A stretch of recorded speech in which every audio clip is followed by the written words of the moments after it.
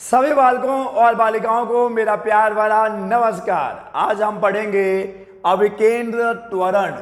Last lecture में हमने एक समान वृत्ति गति को समझ लिया था और इससे संबंधित बहुत सारी परिभाषाओं को भी हमने लास्ट लेक्चर में पढ़ लिया है।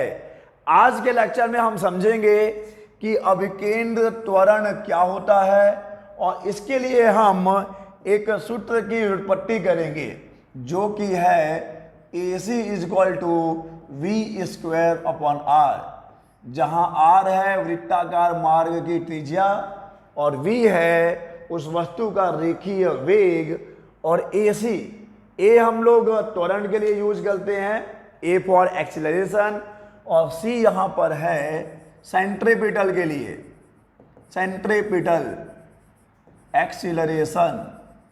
अभिकेंद्र त्वरण को हम लोग इंग्लिश में कहते हैं सेंट्रीपिटल एक्सीलरेशन।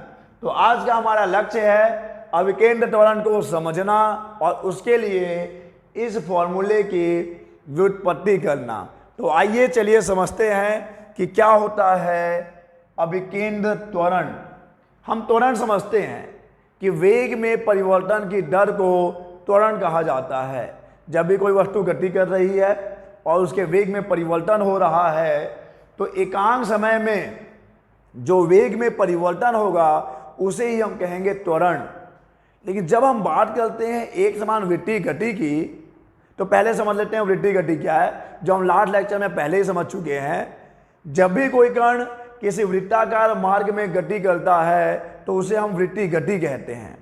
और जब वो कण एक समान चाल से, जरा ध्यान दीजिएगा क्या बोल रहा हूं मैं, जब कोई कण एक समान चाल से क्या करता है, एक समान चाल से किसी वृत्ताकार मार्ग पे गति करता है तो उसे हम एक समान वृत्ति गति कहते हैं। तो चलो मैं एक वृत्ताकार मार्ग ले लूं, ये मैंने कंसीडर यानी कि मान लिया कि ये है एक वृत्ताकार मार्ग और इस वृत्ताकार मार्ग का केंद्र है O और त्रिज्या है R। ठीक है बच्चे, तो हम बात कर रहे हैं एक वृत्ताकार मार्ग की जिसका केंद्र O है, त्रिज्या R है। और जब कोई वस्तु इस वृत्ताकार मार्ग पर एक समान चाल से, जरा ध्यान दो, एक समान चाल से गति करेगा तो उसे हम कहेंगे एक समान वृत्ति गति।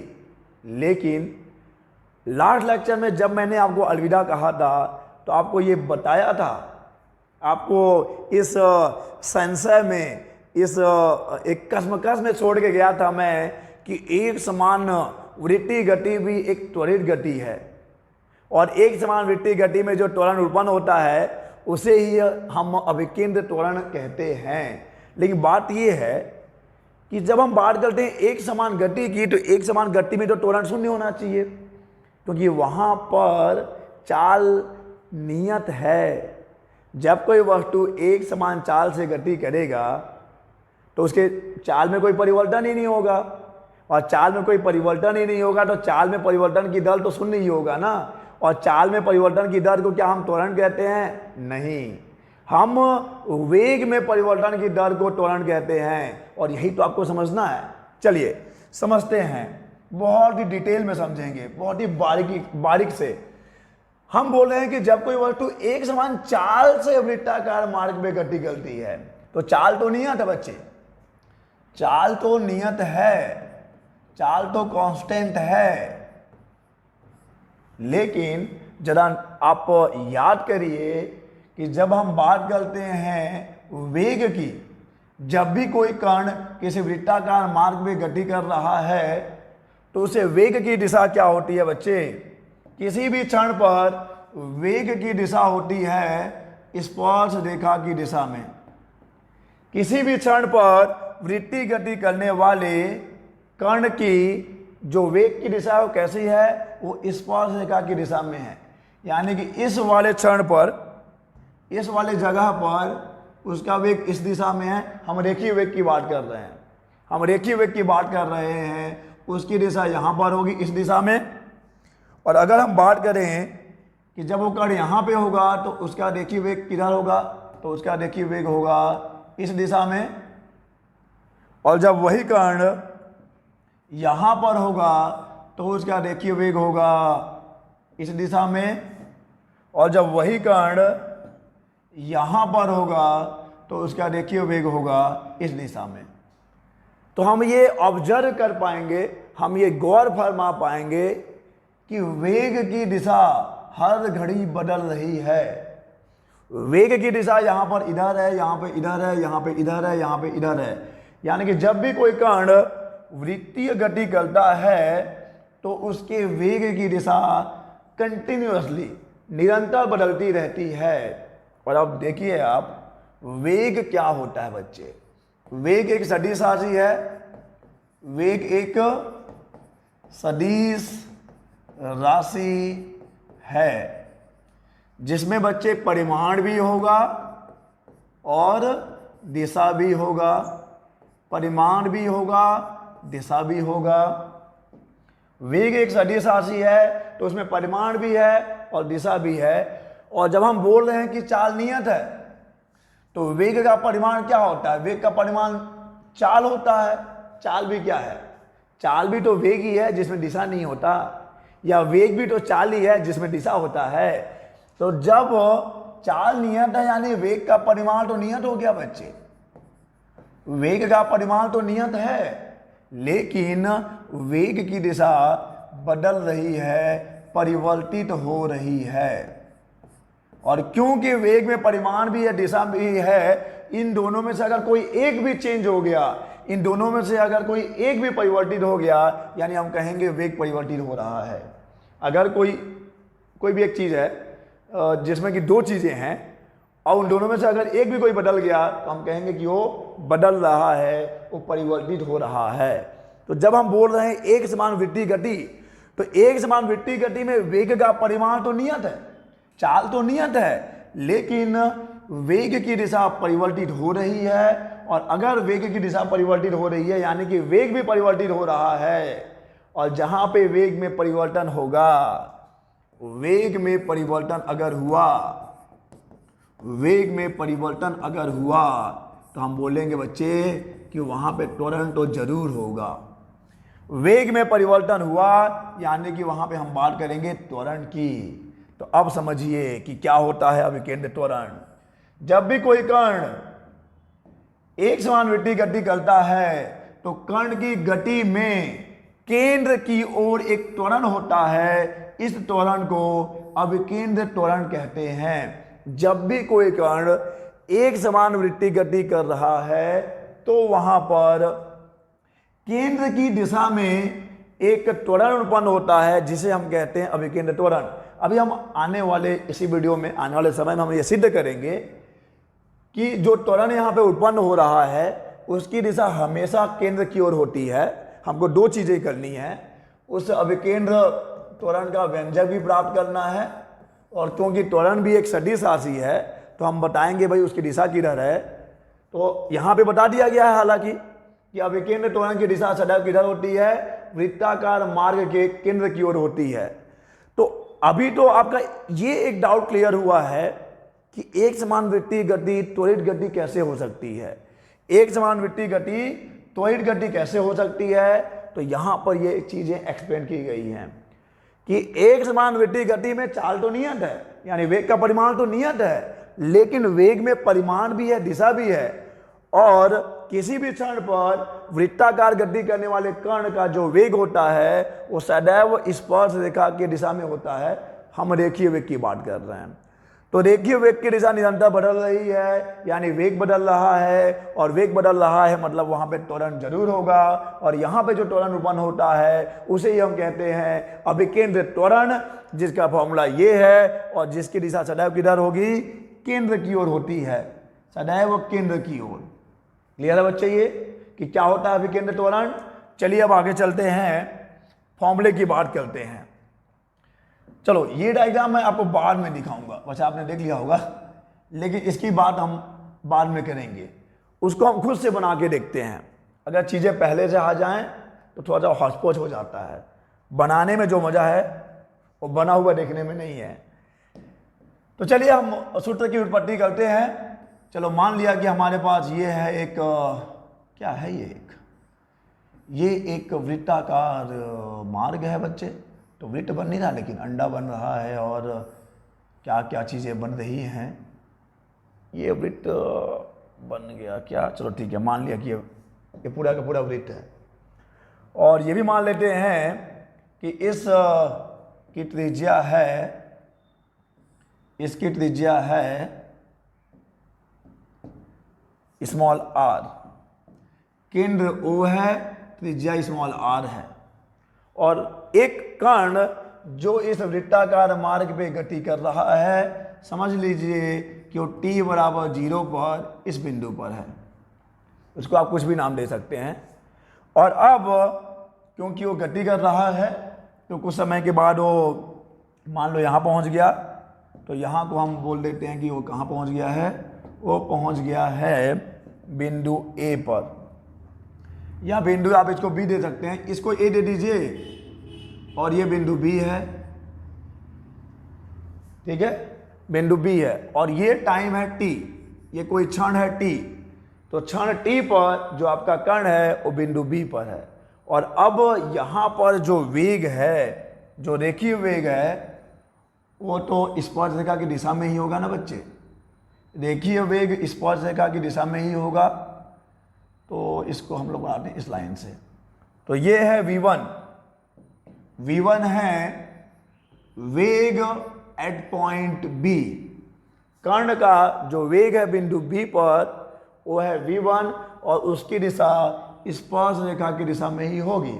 और अब थोड़ा सा एक अल्प समय के बाद की बात करते हैं, यानी कि अगर ये समय t है तो इससे डेल t समय के पश्चात कर्ण कहाँ पे होगा। मान लीजिए कि डेल t समय के पश्चात कर्ण इधर कहीं पहुंच गया, इधर कहीं पहुंच गया, तो यहाँ पर ऐसा आप बना सकते हैं। और यहाँ पर वेग बताओ बच्चे किधर होगा। वेग तो सदैव स्पर्श रेखा की दिशा में ही होता है। वेग तो सदैव स्पर्श रेखा की दिशा में ही होगा। तो यहाँ का वेग v1 है, यहाँ का वेग हम v2 ले लेते हैं। और ये समय t की बात है, ये समय t प्लस डेल t की बात है। और t बराबर 0 पर बिंदु A पर है, किसी भी क्षण t पर वो बिंदु B पर है। और t प्लस डेल t पे वो मान लीजिए बिंदु C पर है। और जब कण t से t प्लस डेल t समय अंतराल में B से C तक पहुंचा है तो मान लेते हैं कि कोणीय विस्थापन डेल थीटा है। कुछ ना कुछ तो कोणीय विस्थापन होगा ना। क्या होता है कोणीय विस्थापन। वृत्ताकार गति करने वाला कण किसी समय अंतराल में केंद्र पे जो कोण बनाता है उसे हम कहते हैं कोणीय विस्थापन। ठीक है बच्चे। तो अब देखो, तो क्षण t है, उस क्षण पर हमारा जो वस्तु है, चलो हम एक बालक की बात करते हैं। जो बालक एक वृत्ताकार गति कर रहा है, दौड़ रहा है, हो सकता है वो अपने आने वाले सपनों के लिए भाग रहा हो। तो किसी भी क्षण बिंदु B पे है बालक, तो उस बालक का वेग बिंदु B पर, अच्छा t तो बालक क्षण t पे बालक B पे है और यहाँ पे उसका वेग है v1 है वेग। और डेल t समय के पश्चात बालक कहाँ पहुँच गया, t प्लस डेल t क्षण पे वो कहाँ पे है, वो पहुँच गया C पर। और यहाँ पे उसका वेग v2 है। और आपको पता होना चाहिए कि एक समान वृत्तीय गति है, यानी v1 और v2 का परिमाण तो बच्चे बराबर होगा। दोनों वेग का परिमाण, वेग का परिमाण यानी कि चाल तो बराबर ही होगा, क्योंकि चाल तो बच्चे नियत है, ये एक समान वृत्तीय गति है। और कोणीय विस्थापन कितना बच्चे, डेल t समय में कोणीय विस्थापन, डेल t समय में कोणीय विस्थापन ये है डेल t। क्लियर है ये। देखो, क्योंकि दोनों वेगों का परिमाण बराबर है तो जब हम इसका सदिशीय निरूपण करेंगे तो दोनों एरो की लंबाई हमको बराबर लेनी होगी। और चलिए अब हम बनाते हैं एक सदिश त्रिभुज। सदिश त्रिभुज कैसे बनाएंगे बच्चे, ये वेग लीजिए और इस वेग को इधर ले आइए आप। ठीक है। तो आप सदिशों को समानांतर करके कहीं भी ले जा सकते हैं, ये बहुत एक खूबसूरती है। सदिशों को समानांतर करके कहीं भी ले जा सकते हैं। मैंने उसके परिमाण में कोई परिवर्तन नहीं किया, मैंने उसकी दिशा में भी कोई परिवर्तन नहीं किया, तो ये V1 है। और अब आप इसको भी ले जाइए, ठीक है। तो अब बताओ बच्चे, ये तो है वेग V1 और ये है वेग V2, तीर को थोड़ा सा पास में बना लो, ये है वेग V2। और बताओ V1 और V2 के बीच का एंगल कितना होगा? OB और OC के बीच का एंगल डेल थीटा है, और ये जो V1 है इसके लंबवत है, और ये जो V2 है इसके लंबवत है, यानी कि इन दोनों के बीच भी कितना का कोण होगा? डेल थीटा का कोण होगा। देखो बच्चे क्या है, ये ऐसा है, ये यहाँ से 90 डेल थीटा घूम गया है, तो ये ऐसा है, तो ये यहाँ से कितना घूम जाएगा? ये भी यहाँ से डेल थीटा घूम जाएगा। और अब बताइए कि वेग में परिवर्तन कितना हुआ है? वेग में परिवर्तन होगा इन दोनों का अंतर, वेग में परिवर्तन, ठीक है बच्चे। तो उसी को हम बोलेंगे डेल V। ये है del V। Del V is equal to del t समय अंतराल में, डेल t समय अंतराल में वेग में परिवर्तन, डेल t समय अंतराल में वेग में परिवर्तन, del V is equal to हो जाएगा बच्चे V2 minus V1। V2 minus V1 देख लो कैसे होगा। ये देखो, ये है अंतिम वेग और ये है प्रारंभिक वेग। तो जब आप डेल V की बात करेंगे तो ये हो जाएगा V2 माइनस V1। तो चलो इसको नाम दे दिया जाए, इसको ले लेते हैं P, इसको ले लेते हैं Q, इसको ले लेते हैं R। हमने इन्हीं सदिशों को यहाँ पर सदिश रूप में निरूपित किया है, जिससे हमको मिला है एक सदिश त्रिभुज। क्लियर? तो वेग में परिवर्तन है del V equal to V2 minus V1। और अब देखो, यहाँ का एंगल डेल थीटा है। अच्छा, और जो डायग्राम आपसे मैंने छुपा दिया था उसको आप एक बार फिर देख लीजिए। दोनों देखिए एक ही चीज़ है। ओके, तो अब आपको समझ में आ रहा है कि क्या चीज़ें हमने करी हैं। t बराबर 0 पे कर्ण A पे है, t समय t पे जो कर्ण है वो B पर है, और समय t प्लस डेल t पे जो कर्ण है आपका वो बिंदु C पर है। यहाँ का वेग V1 है, यहाँ का वेग V2 है। हमने यहाँ पे बनाया है एक सदिश, और वेग का एक त्रिभुज बनाया है हमने, जिसमें कि ये हो जाएगा V1, ये हो जाएगा V2, और ये किसको दिखाएगा? जो ब्लू वाली लाइन है वो दिखा रहा है वेग में परिवर्तन को। क्लियर है ये? ओके। और लेकिन याद रखना कि ये जो V1 और V2 है इनका परिमाण बराबर है, यानी इनकी लंबाइयां बराबर हैं। तो अगर हम लोग बात करें त्रिभुज PQR में, त्रिभुज PQR में समय अंतराल अगर बहुत अल्प है, समय अंतराल अगर बहुत अल्प है, तो हम लोग यहाँ पर एक फॉर्मूला लगा सकते हैं, जो कि होता है कौन सा फॉर्मूला? हम यहाँ त्रिभुज की बात नहीं करते, हम यहाँ पे चलो सिंपल अपना फॉर्मूला लेके आगे बढ़ते हैं। कौन सा फॉर्मूला लगाएंगे? हम जानते हैं कि कोण बराबर होता है चाप बटे त्रिज्या। कोण बराबर होता है चाप बटे त्रिज्या। तो चलो हम उसी को लगाएं यहाँ पर, कोण बराबर चाप बटे त्रिज्या। तो देखो, हम बहुत अल्प समय अंतराल में बात कर रहे हैं, तो यहाँ पर जो डेल V है, जिसको हम यहाँ पे सदिश रूप में लिखे हैं, इसी का बस यहाँ पे हमने परिमाण लिया है। तो यहाँ पर देख लो बच्चे क्या हो जाएगा, ये और ये दोनों का परिमाण बराबर है, और ये है आपका, इसको हम मान सकते हैं कि ये आर्क है यानी कि चाप है, और ये कोण है। तो अगर फॉर्मूला लगाओगे कोण बराबर चाप बटे त्रिज्या का, तो डेल थीटा इक्वल टू हो जाएगा चाप को आप डेल V ले सकते हैं, सदिश रूप में लिखना तो लिख लो। और त्रिज्या क्या हो जाएगा बच्चे? त्रिज्या में अब आप चाहो तो V1 ले लीजिए या V2 ले लीजिए, दोनों का परिमाण तो बराबर ही है बच्चे, दोनों का परिमाण तो बराबर ही है। ठीक है, नहीं समझे? कोण बराबर होता है चाप बटे त्रिज्या, ये फॉर्मूला सबको पता है। कोण बराबर चाप बटे त्रिज्या होता है, और अब हम यहाँ पर वही फॉर्मूला लगा रहे हैं। डेल थीटा कोण है, और यहाँ पर चाप क्या है बच्चे? चाप है डेल V। और यहाँ पर हम बात कर रहे हैं त्रिज्या की, तो ये दोनों ही तो त्रिज्या होंगे, तो इसको आप लिख सकते हैं v। अब यहाँ पे v1 लिखो, v2 लिखो, दोनों का परिमाण तो v ही है, तो चलेगा काम। अब हम दोनों पक्षों में डेल टी से भाग दे देते हैं। दोनों पक्षों में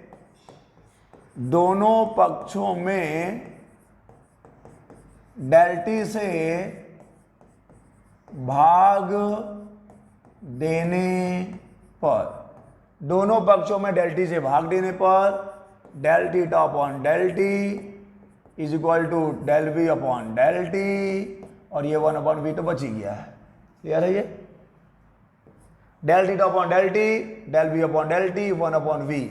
और हम यहां पे लिमिट लगा लें अपना, limit del T tends to 0। हम समय अंतराल को बहुत कम जीरो की ओर अग्रसर कर रहे हैं। Del T upon del T, यहां पे लिमिट लगेगा, limit del T tends to 0, del V upon del T, 1 upon V. Clear है ये? Limit del T tend to 0, ये है कोणीय विस्थापन, ये है समय, तो क्या ये D T upon D T लिखा जा सकता है? और इसको हम लोग D V upon D T लिख सकते हैं, और ये 1 बाई वी हो जाएगा। डेल टी टेंड टू 0 होगा तो हम तात्क्षणिक की बात करने लगेंगे। और अब देखो यहाँ पर D T upon D T, यानी कि आपको जो कोणीय विस्थापन है उसको समय के सापेक्ष एक बार अवकलन करना है, तो क्या आपको कोणीय विस्थापन मिलेगा? तो बिल्कुल मिलेगा। क्या अगर आप वेग को समय के सापेक्ष एक बार अवकलन करेंगे तो क्या आपको त्वरण मिलेगा? तो बिल्कुल मिलेगा, और ये 1 बाई वी हो जाएगा। तो यहां से आपको मिल गया a is equal to v into omega. a is equal to v into omega. A, इसको आप सी लिख दीजिए, क्योंकि यहां पे हम बात कर रहे हैं अभिकेंद्र त्वरण की। So a c is equal to v into omega. लेकिन हमको तो कुछ और उत्पन्न करना था, उसको भी हम ला सकते हैं। हम जानते हैं ना कि v is equal to omega into R होता है, v is equal to omega into R होता है। तो यहां से हम ओमेगा का मान रख सकते हैं v अपॉन आर। ओमेगा का मान रखने पर आपको a c is equal to मिल जाएगा v into v upon r, यानी कि a c is equal to v square upon r. और अभिकेंद्र त्वरण का यही वाला फॉर्मूला ज्यादा प्रचलित है, a c is equal to v square upon r. हालांकि फॉर्मूला ये भी है, a c is equal to v into omega, रेखीय वेग इंटू कोणीय वेग, रेखीय वेग का वर्ग बटे त्रिज्या। क्लियर है ये बच्चे? ओके, तो हमने अभी तक क्या किया है? हमने अभी तक बस त्वरण का व्यंजक निकाला है। कौन से त्वरण का? सेंट्रीपिटल एक्सीलरेशन, यानी कि अभिकेंद्र त्वरण का व्यंजक प्राप्त किया है, जो कि बहुत ही आसान है। चलो एक बार रिवाइज कर लेते हैं। हम एक कण की बात करते हैं, हम एक बालक की बात कर रहे थे। अभी वो t0 पर बिंदु A पर है, क्षण t पे वो बिंदु B पर है, जहां पर उसका रेखीय वेग v1 है, और दिशा आप देख रहे हैं हमेशा स्पर्शरेखा की दिशा में ही होगा वेग, रेखीय वेग। और वो क्षण t प्लस डेल टी पर, यानी कि डेल टी समय के बाद बिंदु C पर है, यहाँ पर उसका वेग v2 है। यहाँ पे वेग की दिशा ये और यहाँ पे वेग की दिशा ये, यानी वेग की दिशा में परिवर्तन हुआ है, वेग में परिवर्तन हुआ है, यानी कि त्वरण भी होगा।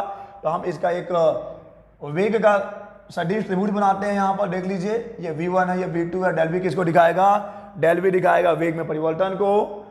तो कोण बराबर चाप बटे त्रिज्या का फॉर्मूला लगा देना है। ये कोण है, ये चाप है, और ये त्रिज्या होगा। यहाँ भी वही चीजें हैं। और उसके बाद आपको क्या करना है? बस डेल टी से भाग देना है, आपको आंसर मिल जाएगा। कितना आसान है। A c equal to v into omega, या a c equal to v square upon r. Clear है बच्चे? ये चलिए अब बात करते हैं अभिकेंद्र जो त्वरण है इसकी दिशा किधर होगी। अभिकेंद्र त्वरण, हालांकि अब मैंने आपको पहले ही बता दिया था कि वृत्ताकार मार्ग के केंद्र की ओर त्वरण काम करता है। अभिकेंद्र त्वरण की दिशा हमेशा वृत्ताकार मार्ग के केंद्र की ओर होती है। लेकिन मेरे बताने या मेरे बोलने से क्या आप मान जाएंगे? ये भौतिकी है, ये फिजिक्स है, यहाँ पे चीजों को सिद्ध करके दिखाना पड़ता है। तो चलिए देखते हैं अभिकेंद्र त्वरण की दिशा क्या है। अभिकेंद्र त्वरण की दिशा, ओके, हमको फिर से बनाना पड़ेगा वो वेग वाला त्रिभुज। इधर है v1 ठीक है। और इधर है v2, इसे बड़ा बनाएं क्या, चलो थोड़ा बड़ा कर लेते हैं ताकि समझ में आए। लेकिन याद रखिएगा इन दोनों एरो की लंबाई बराबर होनी चाहिए क्योंकि परिमाण दोनों का बराबर है। यहाँ पे डेल वी क्या है बच्चे, यह डेल वी है, हरा में ले लो, हरिहर, हरिहर लेना है। तो ये हो जाएगा डेल वी, ठीक है, ये हो जाएगा वेक्टर v1, ये हो जाएगा वेक्टर, सॉरी ये v2 है और ये v1 है, वेक्टर v1। नाम आप दे दो, p लिया था, इसको q लिया था, इसको r लिया था, और ये डेल थीटा है। क्लियर बच्चे? तो चलो देखते हैं। देखो पी आर और पी क्यू दोनों परिमाण में बराबर हैं, वेक्टर v1 और वेक्टर v2 दोनों परिमाण में बराबर है, यानी कि इन दोनों एरो की लंबाइयां बराबर है। तो अगर मैं इस कोण को बीटा मान लेता हूं तो क्या ये कोण भी बीटा होगा बच्चे? बिल्कुल होगा। आमने सामने अगर बराबर भुजाएं हैं तो बराबर भुजाओं के आमने सामने के कोण बराबर होते हैं। तो अगर इसको बीटा लिया है तो इसको भी बीटा लेना पड़ेगा। क्लियर है? और अब हम बात करते हैं जो हमारे पास त्रिभुज है, त्रिभुज पी क्यू आर में, त्रिभुज कोई सा भी हो, एबीसी हो, पी क्यू आर हो, एक्स वाई जेड हो, त्रिभुज के तीनों कोणों का योग 180 डिग्री होता है। यानी कि यहां पर beta plus del theta equal to pi होगा, beta plus del theta equal to pi होगा। क्लियर है? ये बीटा प्लस बीटा 2 बीटा हो जाएगा, ये डेल थीटा हो जाएगा, ये पाई आ जाएगा। तो यहाँ से 2 बीटा इक्वल टू आ जाएगा पाई माइनस डेल थीटा आ जाएगा।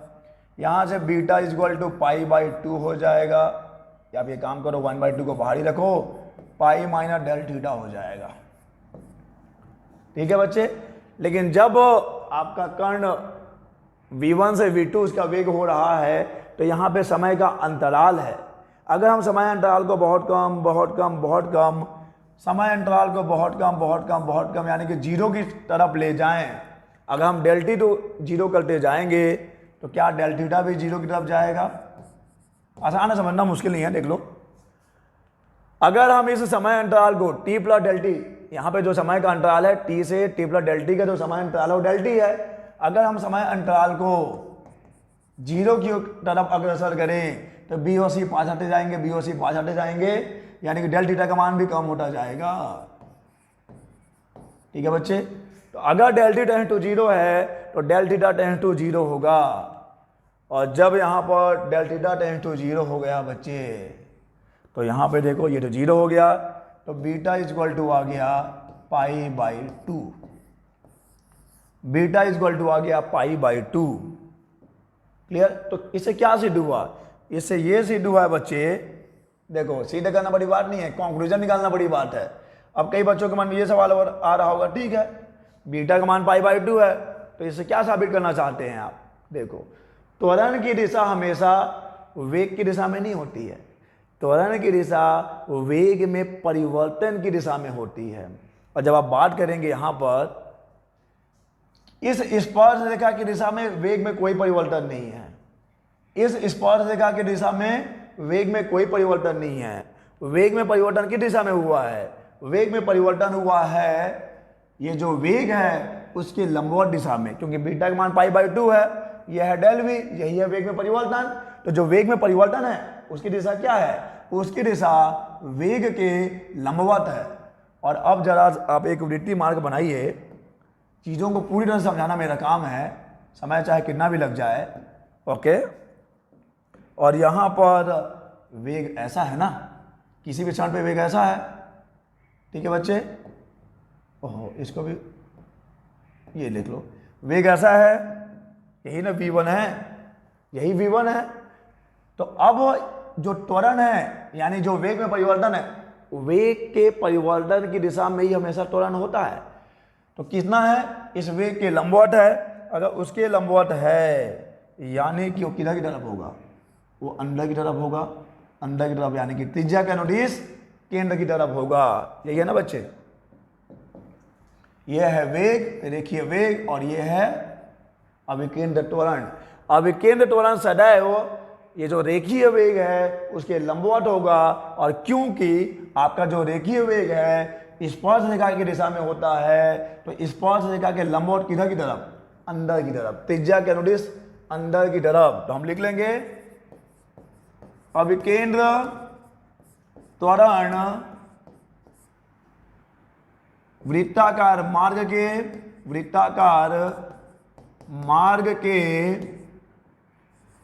केंद्र की तरफ बोलना अच्छा नहीं है, केंद्र की दिशा में वृत्ताकार मार्ग के केंद्र की दिशा में होता है। ठीक है बच्चे, तो जो अभिकेंद्र त्वरण है उसकी दिशा सदैव वृत्ताकार मार्ग के केंद्र की ओर होगी, यानी कि सदैव जो वेग है उसके लंबवत होगी, और लंबवत है यानी कि वृत्ताकार मार्ग के केंद्र की ओर है। अब अगला सवाल ये है कि जब कण यहां पे होगा तो उसका जो रेखीय वेग है वो तो इस दिशा में होगा, क्लियर है? तो अब यहां पे त्वरण कैसा होगा? त्वरण को हम तो मालूम है, इसके लंबवत इधर की तरफ होगा।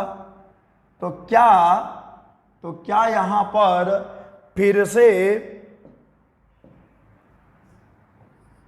त्वरण की दिशा में कोई परिवर्तन हुआ है? देखो यहां पे त्वरण की दिशा ऐसे है, यहां पे त्वरण की दिशा ऐसे है, और जब मैं यहां की बात करूंगा तो यहां पे त्वरण की दिशा ऐसी हो जाएगी। अगर वेग यहां पे होगा तो त्वरण ऐसा हो जाएगा, अगर वेग यहां होगा तो त्वरण ऐसा हो जाएगा। यानी कि वेग जो है उसकी दिशा बदल रही है। तो जो हमने अभिकेंद्र त्वरण निकाला है और बताया है जिसकी दिशा हमेशा वृत्ताकार मार्ग के केंद्र की ओर होती है, तो क्या उसकी दिशा भी बदल रही है? त्वरण का परिमाण तो नियत है, त्वरण का परिमाण कितना है? AC = v² है। लेकिन इस त्वरण की जो दिशा है वो क्या परिवर्तित हो रही है? बिल्कुल हो रही है। यहाँ पे इसकी दिशा ऐसी है, यहाँ पे इसकी दिशा ऐसी है, यहाँ पे इसकी दिशा ऐसी है, यहाँ पे इसकी दिशा ऐसी है।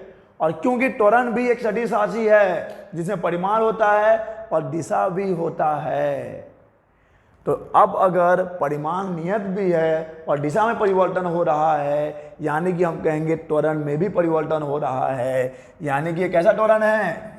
ये परिवर्ती त्वरण है बच्चे, परिवर्ती त्वरण है जिसका परिमाण तो नियत है लेकिन दिशा हर घड़ी बदल रही है। तो क्या क्या चीजें आपने जाना? पहली बात तो ये कि जो एक समान वृत्ति गति है वो त्वरित गति है। वेग का परिमाण तो नियत रहता है लेकिन वेग की दिशा में परिवर्तन होता है, जिसे हम बात करते हैं अभिकेंद्र त्वरण की। अभिकेंद्र त्वरण का परिमाण ये है लेकिन उसकी दिशा हमेशा वृत्ताकार मार्ग के केंद्र की ओर होती है, यानी उस त्वरण की दिशा भी कंटिन्यूसली चेंज होती है। यानी ये भी एक कैसा त्वरण है? परिवर्ती त्वरण है। परिमाण नियत रहेगा लेकिन दिशा परिवर्तित होता रहेगा। ओके, तो हो सकता है आपके एग्जाम में ये सवाल आए कि समझाइए अभिकेंद्र त्वरण क्या है, और उसके लिए व्यंजक प्राप्त करिए और सिद्ध करिए कि अभिकेंद्र त्वरण सदैव वृत्ताकार मार्ग के केंद्र की ओर कार्य करता है, यानी रेखीय वेग के सदैव लंबवत होता है। क्लियर? तो चलिए क्यों ना हम आप एक दो सवाल हल करें, तभी तो समझ में आएगा कि कितना बढ़िया से कॉन्सेप्ट को समझा है।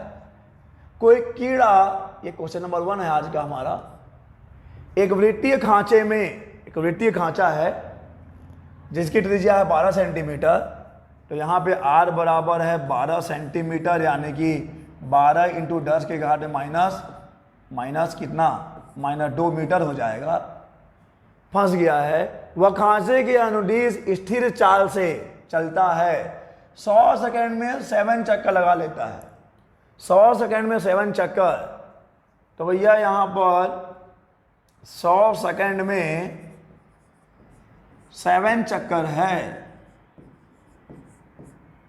100 सेकंड में 7 चक्कर है। तो 1 सेकंड में कितना चक्कर होगा बच्चे?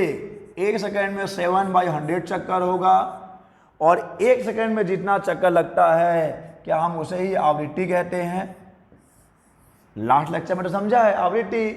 1 सेकंड में जितने भी चक्कर लगाए जाते हैं उसे हम आवृत्ति कहते हैं। तो आपके पास आवृत्ति है, आपके पास रेडियस है यानी कि त्रिज्या है। कीड़े का कोणीय चाल और रेखीय चाल कितनी होगी, कितना होगा? तो बहुत आसान है ना। हम जानते हैं बच्चे कि ओमेगा बराबर होता है 2 पाई न्यू। ओमेगा बराबर होता है 2 पाई न्यू। तो यहाँ पे अगर मैं 2 इंटू 22/7 इंटू न्यू यानी कि आवृत्ति कितना है 7/100 रख दूँ, तो यहाँ से क्या क्या कटेगा बच्चे, 7 और 7 कट जाएगा। और जब आप इसको हल करेंगे तो आपको ओमेगा कितना मिलेगा, आपको ओमेगा मिल जाएगा। जब आप सॉल्व करेंगे तो आप सॉल्व कर लीजिएगा, ये लगभग 0.44 रेडियन पर सेकेंड कोणीय वेग का मात्रक है, रेडियन पर सेकेंड। तो यहाँ से आपको मिल गया कोणीय वेग। और अब हम जानते हैं ना रेखीय वेग क्या होता है, रेखीय वेग बराबर होता है ओमेगा इंटू आर। रेखीय वेग बराबर कोणीय वेग इंटू त्रिज्या। तो अब यहाँ पे मान रख दीजिए 0.44 इंटू त्रिज्या कितना है बच्चे, त्रिज्या है 12 इंटू 10 के घात में -2, 12 इंटू 10 के घात में -2। और जब आप इसको हल करेंगे तो आपको आंसर कुछ मिल जाएगा 5.3 सेंटीमीटर पर सेकेंड ना। अगर इसको मीटर में लिखेंगे तो कितना आएगा 5.3 इंटू 10 के घात में -2 मीटर पर सेकेंड। इतना मीटर पर सेकेंड आएगा। और सेंटीमीटर पर सेकेंड में इसको लिख सकते हैं 5.3 इंटू 10 के घात में -2 मीटर पर सेकेंड। सॉल्व करने में तो कोई दिक्कत नहीं है ना, इसको इसे इंटू कर लीजिए, 12 को 0.44 से इंटू करिए, ये वहीं रहेगा। तो आंसर आपको मिलेगा मीटर पर सेकेंड में, और ऐसा है तो इसको आप लिख सकते हैं सेंटीमीटर पर सेकेंड में।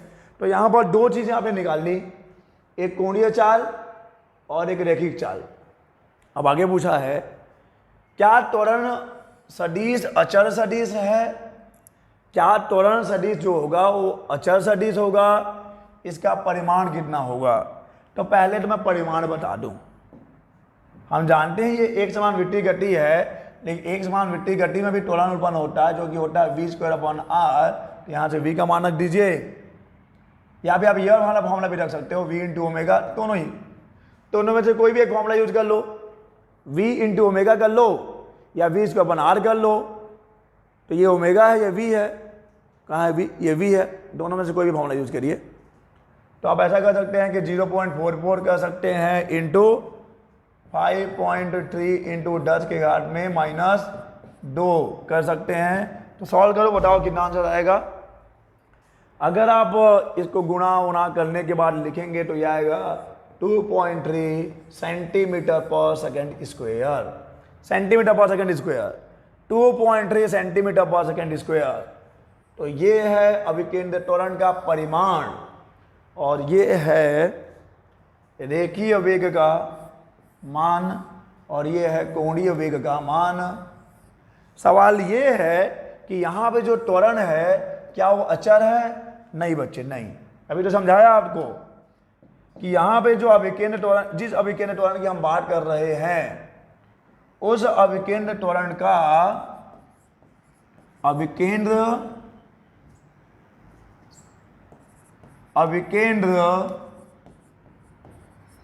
त्वरण का परिमाण नियत है, परिमाण नियत है, परंतु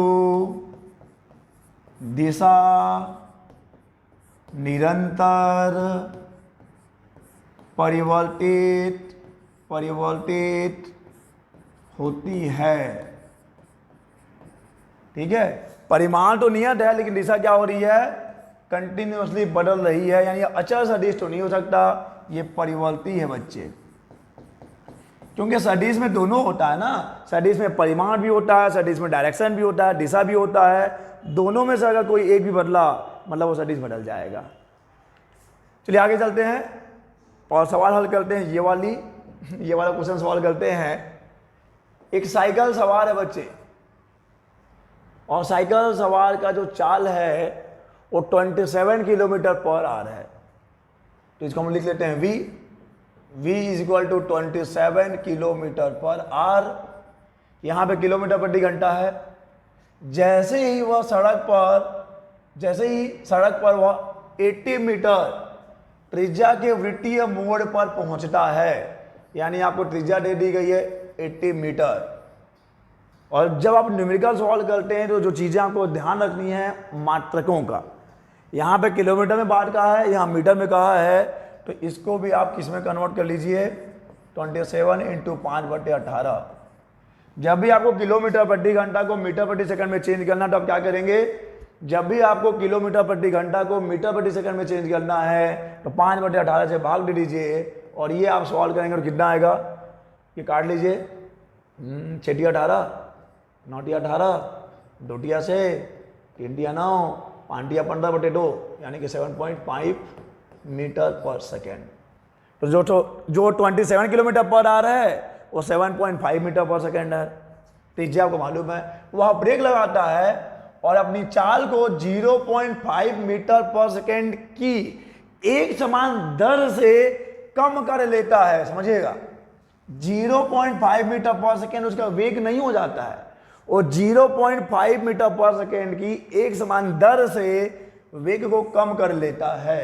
यानी कि हर सेकेंड, हर पल, हर सेकेंड में, हर सेकेंड उसका वेग 0.5 मीटर पर सेकेंड से क्या हो रहा है, कम हो रहा है। ऐसा क्यों लिखा आपको समझाऊंगा मैं। उसका वेग 0.5 मीटर पर सेकेंड नहीं हो रहा है, हर एक सेकेंड में उसका वेग 0.5 मीटर पर सेकेंड से कम हो जाता है। वृत्तीय मोड़ पर साइकिल सवार के नेट त्वरण का परिमाण और उसकी दिशा निकालिए। चलो समझाते हैं आपको क्या कहना चाहते हैं कविराज यहाँ पे क्या कहना चाहते हैं। कवि यहाँ पे कहना चाहते हैं बच्चे कि अच्छा, यहाँ पे डायग्राम तो यहाँ पे है, देख लो। एक आदमी है जो इस वृत्ताकार मोड़ पर मुड़ रहा है, इसकी त्रिज्या आपको मालूम है, त्रिज्या है 80 मीटर। और जब वो मुड़ रहा है तो ब्रेक अप्लाई करता है, ब्रेक दबाता है और उसका वेग हर सेकेंड में 0.5 मीटर पर सेकेंड की दर से कम हो जाता है। तो क्योंकि ये वृत्ताकार गति है, तो यहाँ पर आप एक क्या ज्ञात कर सकते हैं बच्चे, यहाँ पे पहले आप निकाल लीजिए AC, यानी कि अभिकेंद्र त्वरण। अभिकेंद्र त्वरण, जब वृत्ताकार गति होगी तो वहाँ पे जो त्वरण उत्पन्न होगा उसे हम कहेंगे अभिकेंद्र त्वरण। और अभिकेंद्र त्वरण का मान होता है v²/r। तो यहाँ पे वेग कितना था बच्चे, वेग है 7.5, उसका स्क्वायर डिवाइडेड बाई त्रिज्या, त्रिज्या है 80 मीटर। तो जब इसको हल करेंगे तो कितना आएगा, देख लो, इसको हल करिए, देखिए कितना आएगा। इसको हल करने पे आपको आंसर मिल जाएगा 0.7 मीटर पर सेकेंड स्क्वायर, 0.7 मीटर पर सेकेंड स्क्वायर। अब इसको सॉल्व कर लीजिएगा, 7.5 को 7.5 से इंटू करना है, फिर 80 से भाग देना है, आपको इतना मिलेगा। ये अभिकेंद्र त्वरण है बच्चे, वो वृत्तीय गति के कारण जो त्वरण उत्पन्न होता है ये है अभिकेंद्र त्वरण। लेकिन जब ब्रेक अप्लाई कर रहा है तो उसका वेग कम भी तो हो रहा है, यानी ये जो परिमाण वेग है ये एक समान वृत्तीय गति नहीं रहा। अब एक समान वृत्तीय गति में केवल अभिकेंद्र त्वरण काम करता है, जिसमें कि वेग का परिमाण नियत रहता है, लेकिन यहाँ पर वेग में परिवर्तन हो रहा है। और यहाँ पे वेग में परिवर्तन कितना हो रहा है, हर सेकंड में इतना हो रहा है। तो जब हम बात करेंगे त्वरण की, जिसको हम इस वेग की दिशा में बोल सकते हैं, क्योंकि देखिए वेग इधर जा रहा है, जब वो ब्रेक दबाएगा तो वेग में परिवर्तन किधर होगा, पीछे की ओर। तो इसको आपने बोल दिया AR से दिखाया है, यानी कि इसको कहेंगे त्रिज्यीय त्वरण। ऐसा क्यों कह रहे हैं बच्चे, दिक्कत वाली बात नहीं है। जो आपका अभिकेंद्र त्वरण है, जो त्रिज्या के अनुदिश काम करता है, हमेशा त्रिज्या के अनुदिश काम करेगा, तो उसे आप त्रिज्यीय त्वरण कह रहे हैं। और जब ब्रेक दबाएगा, साइकिल वाला आदमी है ना, हाँ, जब वो ब्रेक दबाएगा तो उसके वेग में भी तो परिवर्तन होगा। तो वेग में परिवर्तन के कारण जो वेग में परिवर्तन, यानी कि वेग का परिमाण भी बदलेगा, केवल दिशा नहीं, वेग का परिमाण भी बदलेगा। तो उसके कारण जो त्वरण उत्पन्न होगा उसे 80 से दिखाया है, यानी उसे हम कहेंगे स्पर्श रेखीय त्वरण। स्पर्श रेखीय त्वरण। तो जो त्रिज्यीय त्वरण है, जो त्रिज्या के अनुदिश अंदर की तरफ है, वो अभिकेंद्र त्वरण ही है। और जो स्पर्शरेखीय त्वरण है वो जो वेग का परिमाण बदल रहा है उसके कारण जो त्वरण उत्पन्न हुआ है जो उसकी दिशा में ही होगा, उस रेखा के अनुदिश ही काम करेगा। तो इसको हम बोल लेते हैं स्पर्शरेखीय त्वरण।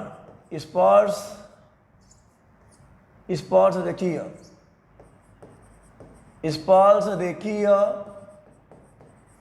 त्वरण कोई बड़ी बात नहीं है, हम त्वरण जानते हैं। वेग में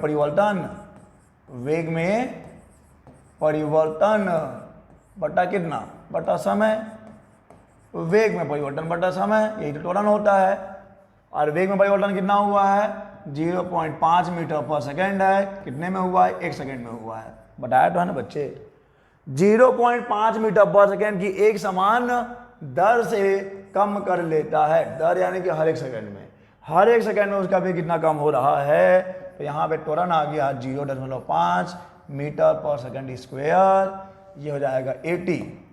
टी फॉर टेंजेंशियल यानी कि स्पर्शरेखीय, इसको आप ऐसे बोल लीजिए, ए आर बोल लीजिए, बात वही है। चलो हम ए आर ले लेते हैं क्योंकि त्रिज्यीय बात हो रही है, तो त्रिज्यीय के लिए आप ये लिख सकते हो।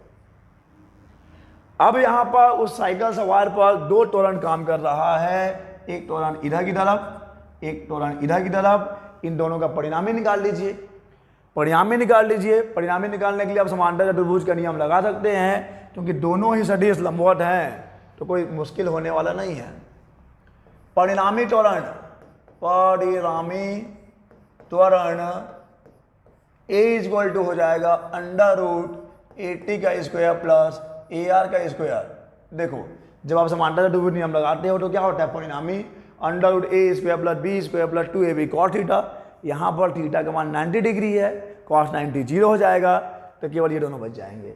√80 का स्क्वायर प्लस AR का स्क्वायर, मान रखिए 80 का मान कितना बच्चे, 0.5, इसका स्क्वायर। AR का मान कितना है, 0.7। और जब आप इसको सॉल्व कर लेंगे, मैं चाहता हूँ आप वीडियोस को पॉज करिए और वीडियो को पॉज करने के बाद 0.5 का स्क्वायर करिए, 0.7 का स्क्वायर करिए, दोनों को जोड़िए और फिर दोनों का वर्गमूल निकालिए। बताइए आंसर कितना आएगा, ये आंसर आपको कितना मिलेगा बताइए।